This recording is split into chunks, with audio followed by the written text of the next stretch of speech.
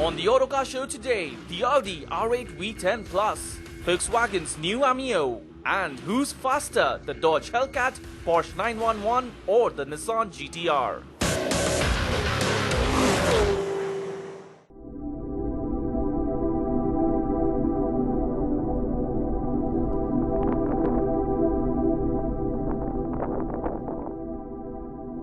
Well, I'm at the top of the world, and quite literally, because today's been an exhilarating day.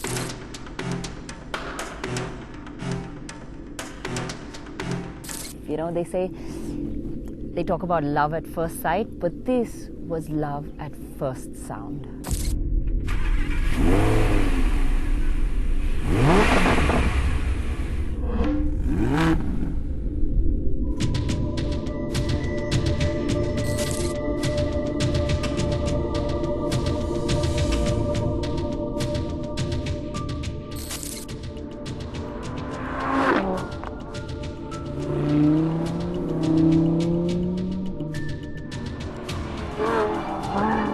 So, you know, as I started off, there was that excitement, saw the needle blip to the 2,500 RPM mark, that gurgle of the exhaust, everyone around turned to look. Well, that was fun, but as I got driving, it got even better, because when I switched it into sport mode, there was this full-blown glory of that 10-cylinder band and all four pipes in total harmony. Okay, so the sound from a Huracan may be a little more raw and louder, but this four-pipe orchestra blows a mean tune too. That guttural roar as you spin up the revs, and then that crackle of the overrun just as you lift off is just entertaining. It eggs you on. And those 610 horses under the hood, what can I say? I mean, you know, they just reel in everything that's in front of you so fast and leave everything that's behind you so far behind, so quick, that I was using the brake pedal more than the accelerator in our kind of conditions. That's because there is power from the word go, and anywhere else in the range actually, whenever you demand it. Even at power throttle, it gives you a generous serving of torque. And then, when you flatten your foot to the floor, it just spins you back into your seat with this giant wave of torque propelling you forward at lightning quick speeds. And then it feels like a giant vacuum is sucking you in. 0 to 100 comes up in just 3.2 seconds, which is very much in sports car territory. And the 200 comes up in 11.3. So before you know it, you get up to some pretty serious speeds and have to come down hard on the brakes.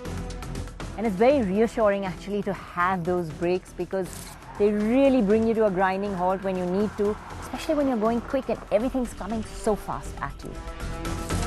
The R8 does it in such a composed manner that if it weren't for the delicious accompanying soundtrack, you wouldn't realize how quick you were going.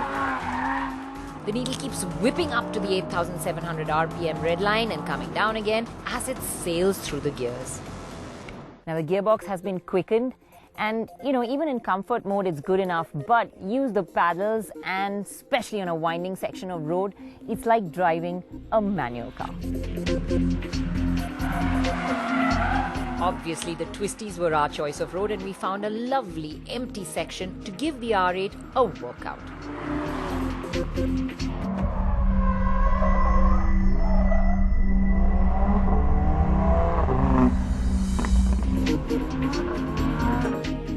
After all, the space frame of the new car uses a blend of aluminium and carbon fiber, shared with the Lamborghini Huracan. The chassis is now 5% lighter and 40% more rigid. It also gets a wider front track for more front grip. And there is the new Quattro system that, unlike the fixed mechanical setup, now gets electro-hydraulically operated multiple clutch. Audi says that the new system reacts faster and feels sportier to drive. And I second that totally. Now, with the car being so quick, the corners were coming up fast and heavy. I stopped my foot on the brake, quick 2 dabs of the paddle down, nose dives into the corner. And I have to say, the R8 is amazingly poised, steady, feels like it is just glued to the road as it goes round, the Quattro system working brilliantly.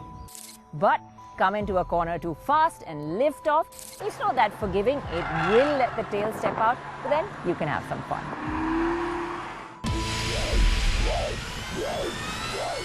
so you can have good doses of fun too. The balance is just overwhelming and reassuring considering the pace the car has. You can't help but grin as you throw this car around a series of corners. The steering doesn't quite offer the feedback that you'd like, but it is still precise, so it's a very involving drive. It does feel every bit a sports car, and it offers that level of thrill factor too. Even the cabin makes you feel special.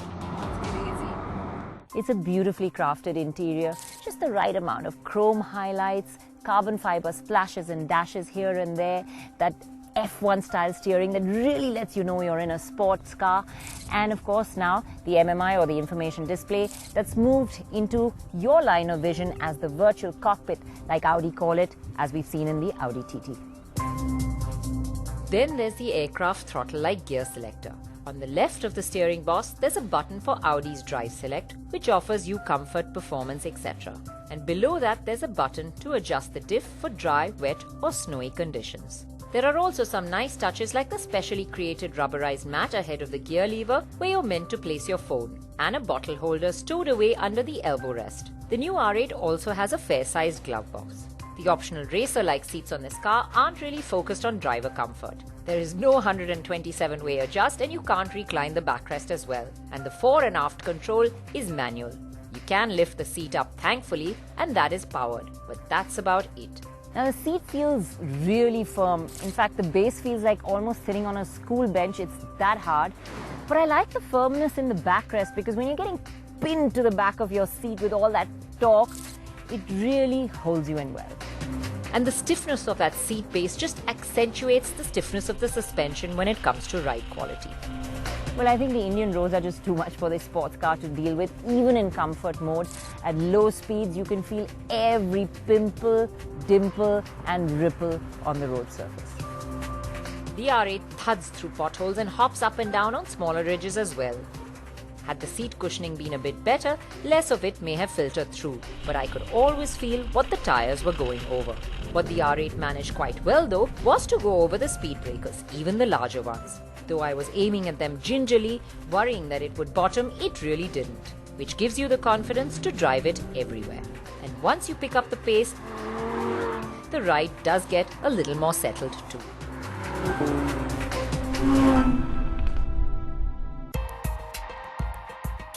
With the sun setting, it was time to wind down, but I really had to tear my hands away from the steering wheel. And when I did get out, I finally got a good look at the car. So I noticed the few changes that there are. It's a sharper front end with the sculpted headlights and a more integrated single-frame grille with the gaping air intakes. The rear too has been tweaked with its new trapezoidal tailpipes, and whichever angle you look at it, the R8 is stunning and a sure shot head turner. Yes, it is a little stiff-kneed over the Indian roads and ride is not its strength, but that's not top on the list of priorities when you're looking at a two-seater sports car. As a sports car, this does tick off all the right boxes. Now this Audi R8 V10 Plus is lighter, it's stiffer, it's faster. It's really got everything going for it. It's a stylish, sassy-looking sports car. It's got a good level of interiors, power, loads of it on tap. It's lightningly quick. Of course, there's all that oral drama as well, so it's exciting. As a sports car, it does everything it's meant to. It has got soul. I mean, it just involves you so much when you drive it. Well, apart from all that, let's just say that it is priced much better than the likes of the similarly powered Huracan. So what's not to love about this car? I don't see any reason why you shouldn't buy one.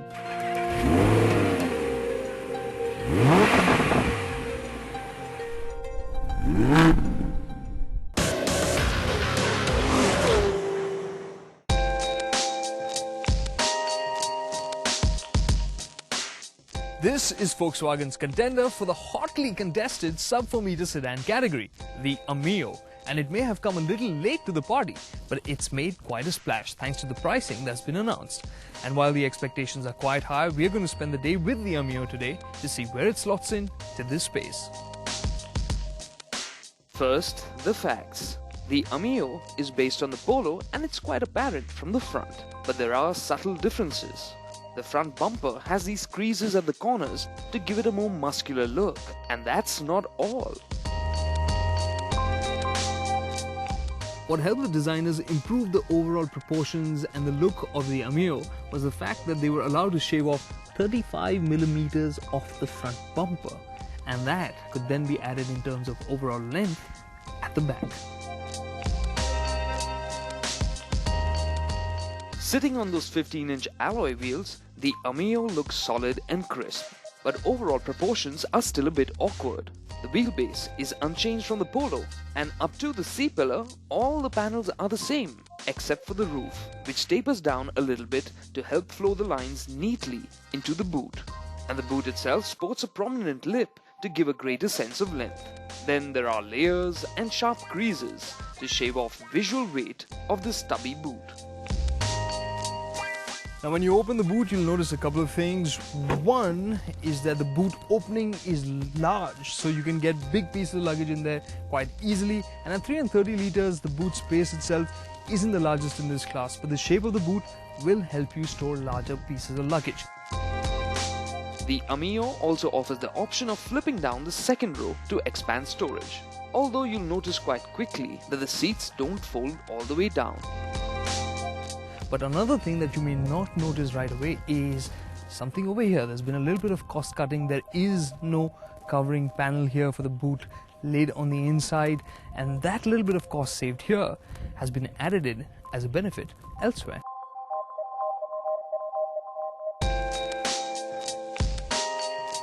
Which is in here.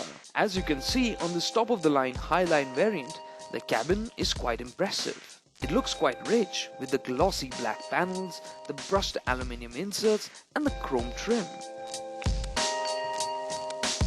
Now the cabin design of the Ameo isn't something new we've seen for years on Volkswagens, but where it still impresses is in the sense of fit, finish and quality. It feels solid and it looks classy.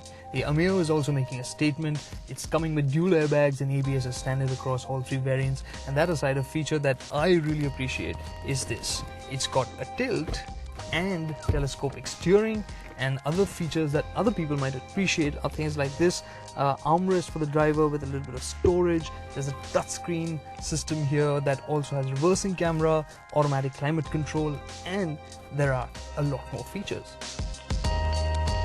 The Ameo has also borrowed features from its elder sibling, the Vento, such as rain-sensing wipers and cruise control, auto-dimming rear-view mirrors, and power windows with one-touch operation, front and rear. And the backseat occupants are sure to appreciate the rear aircon vents.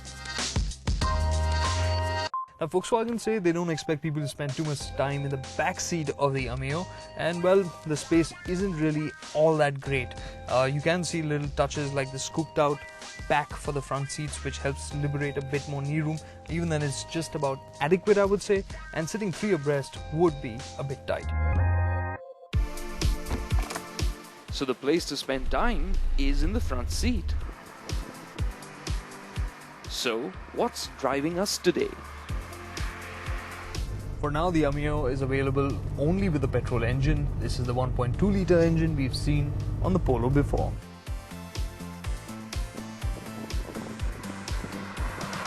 Yes, this is the 3-cylinder engine that makes 74 horsepower and 110 Newton meters of torque. Both these figures are identical to the Polo. Because the Ameo weighs only about 10 kilograms more than the Polo, the engine didn't have to be revised to do duty in this car.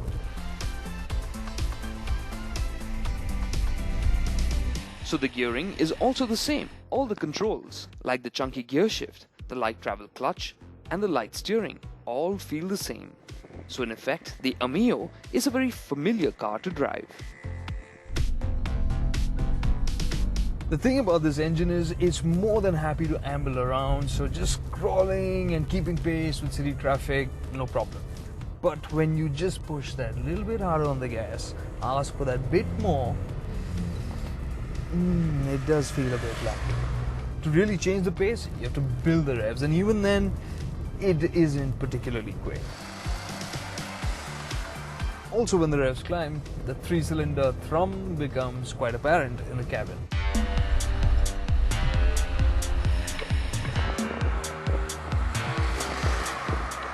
Honestly, we can't wait for Diwali to come by. because that's when the Ameo will get the 1.5-litre 4-cylinder diesel engine, and it is anticipated to be in the 110 horsepower state of tune and will be offered with the 7-speed dual-clutch gearbox as well. Now back to the Ameo and its suspension, which, as with the Polo, gets McPherson struts at the front and a twist beam at the rear, the setup of which doesn't seem to have been changed either. And this means... The suspension setup, it's on the softer side for greater comfort, and while that's great at low speeds, at higher speeds you will feel a little bit of a nod from the car. If you push too hard, the Ameo will feel loose on its soft suspension and slip into understeer. It isn't a car that asks to be driven flat out, but driven at a fast yet reasonable pace, the Ameo has enough grip and composure to make most journeys safe and enjoyable. And you can be sure that the Ameo's pricing will tempt you to take a closer look. Now, Volkswagen's new Ameo, it really isn't all that new in terms of the driving experience, and no surprises there. After all, it is based on the Volkswagen Polo. It rides the same way, it drives the same way, and with the 1.2-litre engine ambling around in the city, it's just about adequate. Not the strongest motor from Volkswagen. And well, it is one of the disappointments in the sub-4-meter sedan package. The other one is the back seat. It really isn't all that spacious. So if you're expecting to use this as a sedan and lounge around in the back in the city, I would suggest you look elsewhere. But if that isn't your intended use, look at the entire package that Volkswagen is offering here in terms of the solid build quality, the classy interiors, the great equipment list, and a really strong price tag. And you end up looking at a compact sedan that does make a lot of sense. In fact, when was the last time you looked at a Volkswagen and thought, hey, this is priced really well and this is really good value? Well, with the Ameo, Volkswagen have done it. Welcome back to the Autocar show, and we're going a bit international here now. I'm talking about 63 motoring journalists from across the globe that vote on the International Engine of the Year, including 4 of us from India. Now, it's interesting stuff here because in over a decade, it's the first time that an engine over 6 cylinders has won the top honors. Yes, I'm talking about the Ferrari 3.9-litre twin-turbo that we see in the 488 GTB. That's the one that took away the International Engine of the Year. And that's not all, it won some other categories too, like the performance engine in the 3 to 4-litre category, and even the best new engine of the year. So interesting stuff happening over there. Let's take a look at some of the other prominent winners too.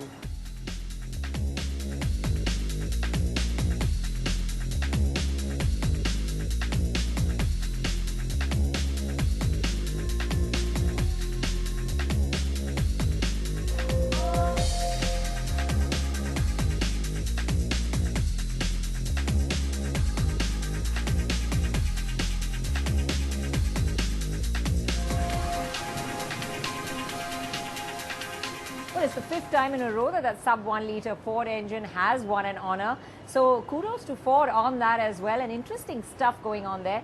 But you know, when it's about performance engine, the best way to test them is really put them out onto the road. And our colleagues from UK have done just that. They had some fun in a drag test. Let's take a look.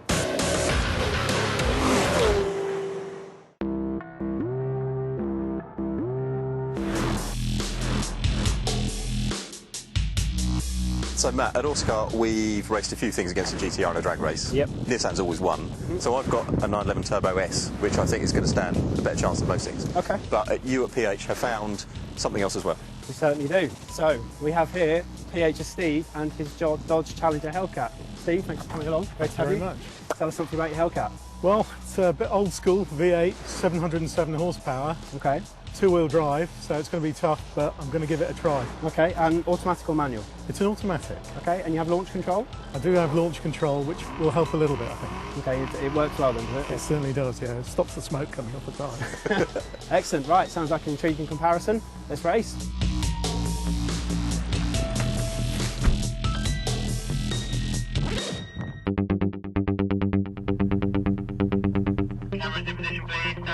Living the American dream here, aren't we?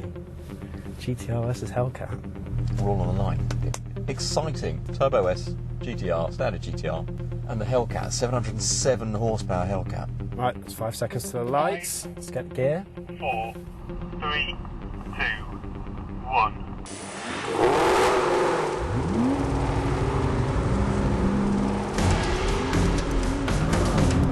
Oh, come on, Turbo S is getting away.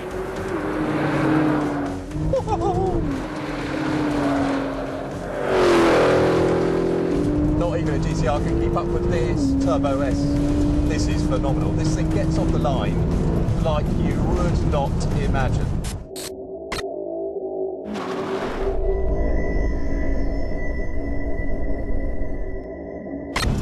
But this car is narrow, it's got an engine right over the back. The launch control system is first class. A little bit of slip away from the line, but what a piece of kit. So I think that very conclusively goes to the Porsche. I have no idea what happened to the Dodge there, but I didn't see it at any point, so I think we probably beat him quite comfortably. That is impressive. Launch control is a doddle on this thing. You put your left foot on the brake, you put your right foot on the throttle, it goes diggly, diggly, diggly, diggly, and then you just let it go when you're ready to go, and it just flies. Should we just reset and go again?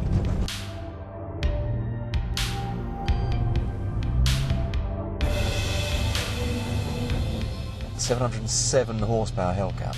That's a lot of power, but off the line, possibly not ideal conditions for a Hellcat.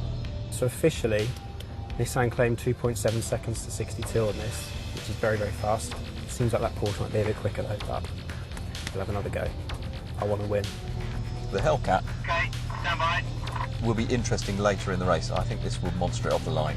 Be interesting to see if it comes back.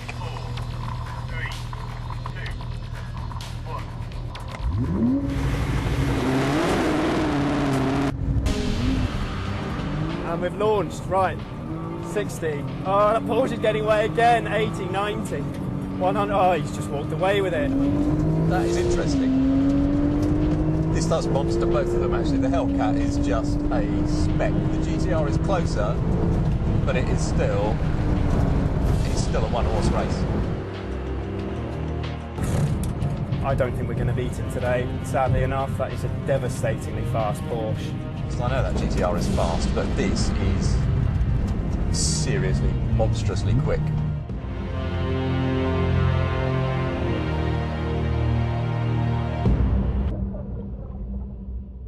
Well, really fun stuff out there. We'll be bringing you more such international stories in the weeks to come. But that's it from the Autocar this week. Remember to keep watching.